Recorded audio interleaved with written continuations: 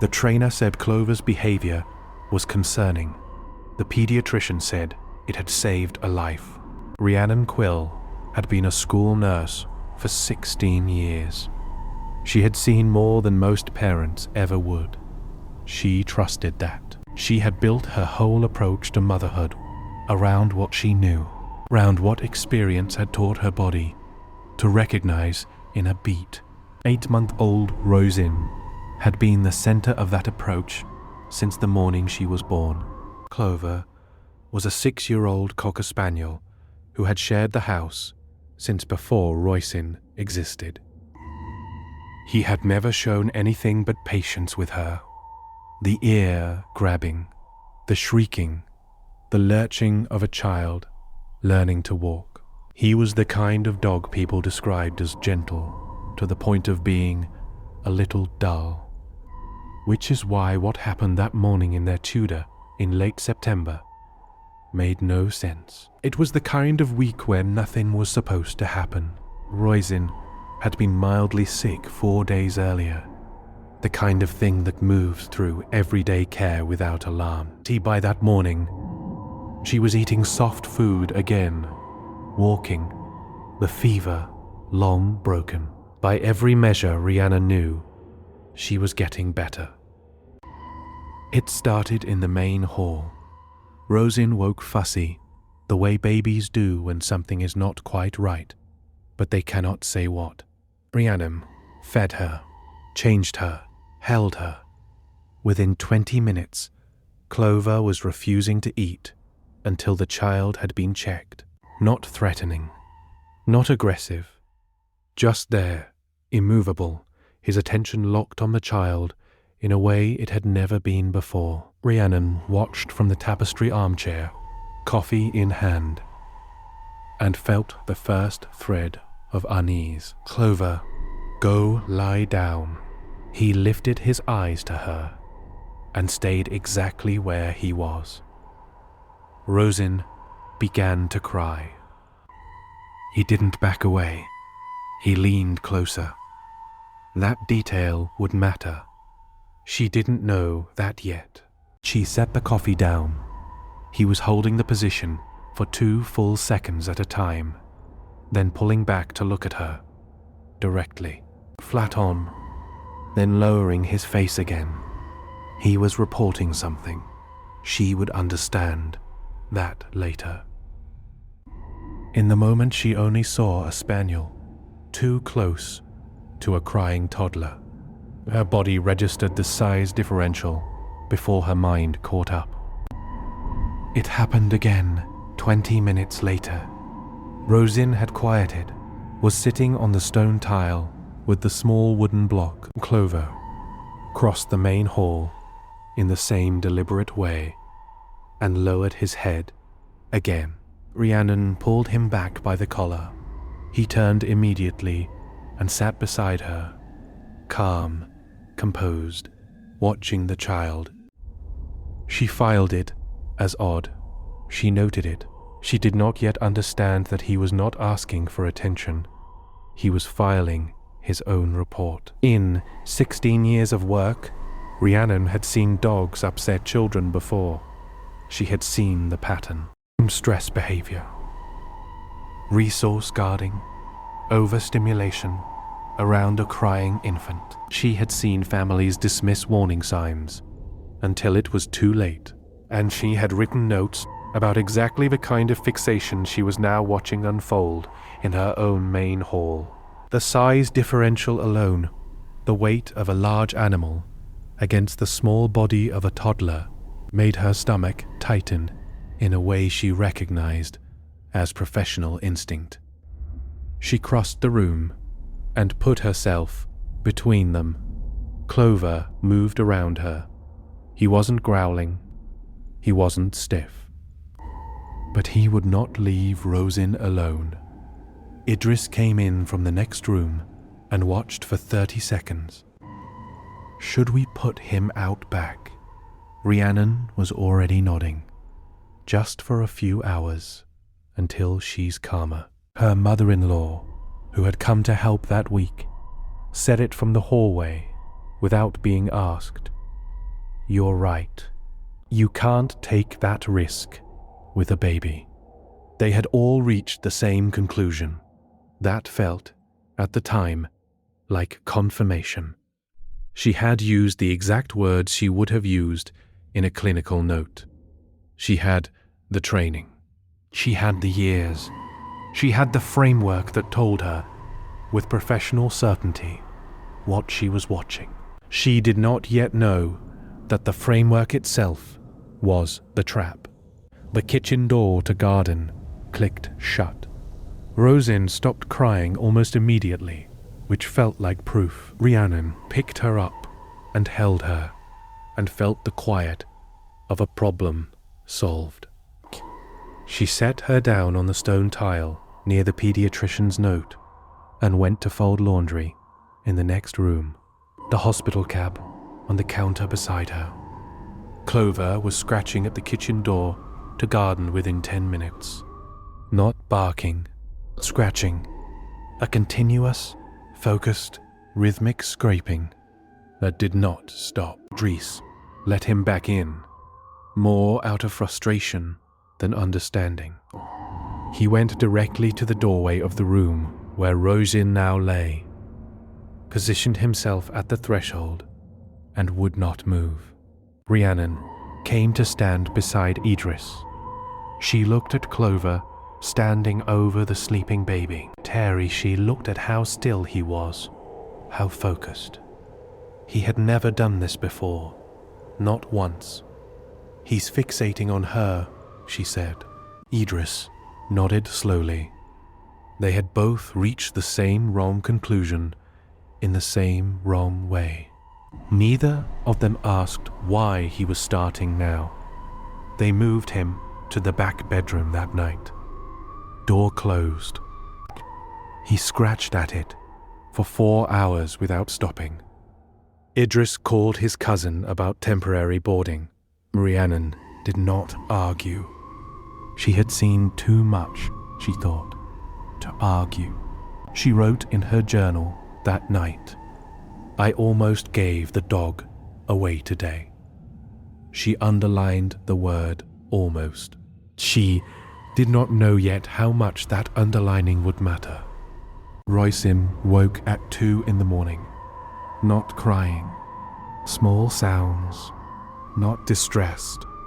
Rhiannon gave her 10 minutes on the hospital cab. The sounds did not change. She turned over. At 1:31 in the morning, she heard Clover hit the back bedroom door. Not scratching. Packed. The full weight of a grown dog throwing himself against a hollow core door. Then again. Then again. She was moving before the thought finished. Down the hall, the door shaking in its frame. She grabbed the handle, and Clover pushed past her before she could speak, and ran, not walked, directly to the room where Rosin lay. Rhiannon followed.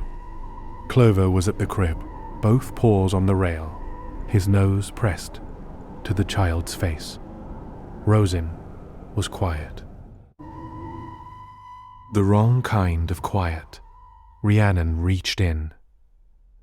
The body in her hands was limp and warm and wrong. She turned on the light. The color in Rosin's face was off. Not the grey she knew to fear, but a faint pallor around the lips, hands slightly cool, breathing even but shallow. She picked her up, and the limpness was too much, just slightly too much. Terium, and she was already reaching for her phone. Before she finished forming the thought, Idris came down the hall, behind her, in his socks. He took one look at the way she was holding the child, and did not ask any questions. He picked up the keys from the tapestry armchair and opened the kitchen door to garden. Clover did not follow them out. He stood at the doorway, watching the car start in the driveway, his outline visible in the porch light, his weight leaning toward the gate, as if even now he was still trying to come. The diagnosis was brown recluse in laundry basket, the kind of slow, invisible slide that does not announce itself, that produces no dramatic symptom, that depletes a child without any external signal a parent would think to look for. Rhiannon, the arachnologist who admitted them, was someone who specialized in recluse spider behavior. She read the chart and looked up. This was being detected, she said, by something. Corrosin was not symptomatic to you yet. By the time a parent sees this, we are usually managing a crisis. You brought her in within the window where we could correct it without consequence. Rhiannon told her about Clover, about the face pressed to the child's mouth, about the scratching at the kitchen door to guard him, about the impact at 1:31 in the morning. The doctor wrote something on the chart and set her pen down. Dogs detect spider venom signature at concentrations thousands of times below human sensory threshold, she said. A child whose condition is shifting across hours, that signature is changing. He has been reading a chemical profile that is invisible to anyone in your house. He was telling you. You filed it as aggression because you have a framework for aggression. You do not have a framework for what he was actually doing. Another 9 minutes, and we would be having a very different conversation. Rhiannon sat with that for a long time, the face pressed to Roshin's mouth each morning. Not aggression, breath, detection. The refusal to leave after every correction, not defiance. Alarm that could not turn itself off. The scratch at the kitchen door to garden. Tears, not impatience. The sound of him trying to get back to his post. The vigil at the threshold over the sleeping child. Not dominance, call surveillance. The impact at 1:31, not destruction. Guardian locked outside by the person he was trying to protect. He had been reading what she could not see since the moment Roseanne woke, fussy, that morning. Has your dog ever done something that made no sense until it was the only thing that made sense? Tell us in the comments. These stories deserve to be heard. They drove home in the dark. Roisin was stable, drowsy, wrapped in a hospital blanket. Idris carried her inside. Rhiannon opened the kitchen door to guard him. Clover came in without drama. He walked through the main hall, past the pediatrician's note, past the small wooden block on the stone tile, and crossed to where Idris had set Roisin down. He lay close beside her, the full length of his body against her side. Rhiannon sat on the stone tile across from them. She did not reach for her phone. She did not move to the main hall. She watched the slow rise and fall of her child's chest. She watched Clover's ribs rise and fall in time with it.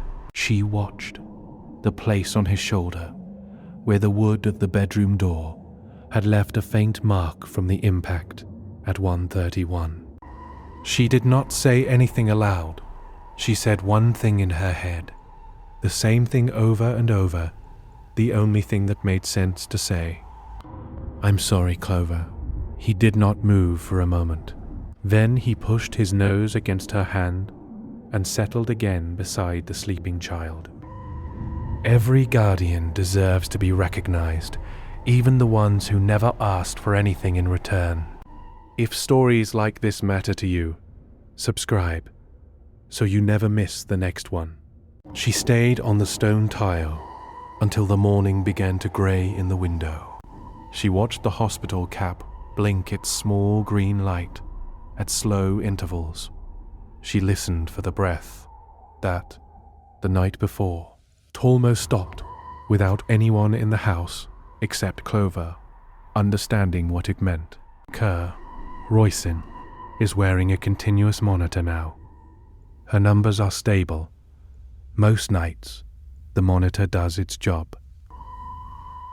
Every night, Clover lies at the foot of her bed anyway, because the numbers can change, and he is still watching. He has not stopped watching once in all the months since. There is a thing she thinks about often now, sitting alone in the kitchen in the early hour before the rest of the house wakes.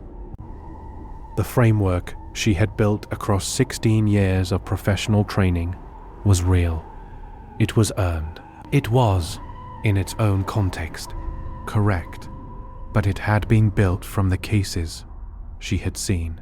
It had been blind, by its nature, to the cases she had never been in the room for. Clover had been working from a different framework, a framework that had nothing to do with anything she had been taught, a framework that began at the level of a single molecule and ended at the foot of a sleeping child. She had treated his framework like noise. He had treated hers like a danger. Only one of them had been correct. She has not written about it. She does not know how. The cases she has filed across her career are organized by category, indexed by symptom, ordered by diagnostic clarity. There is no field on the form for the thing Clover did. There is no category for the kind of attention he was paying. There is no symptom that captures the sound of a hollow core door under the shoulder of a Spaniel who had figured out, before any of them, that the small body on the other side of the door was running out of time. She thinks she will figure out how to write it eventually. For now, she only sits with the knowledge that, the night it mattered most, the only competent professional in the house had been the one without a badge. The next story involves a dog who changed his behavior 3 weeks before a diagnosis no one saw coming. Clover lay beside the sleeping child, his side against the foot of the rocking chair, his head turned toward the baby.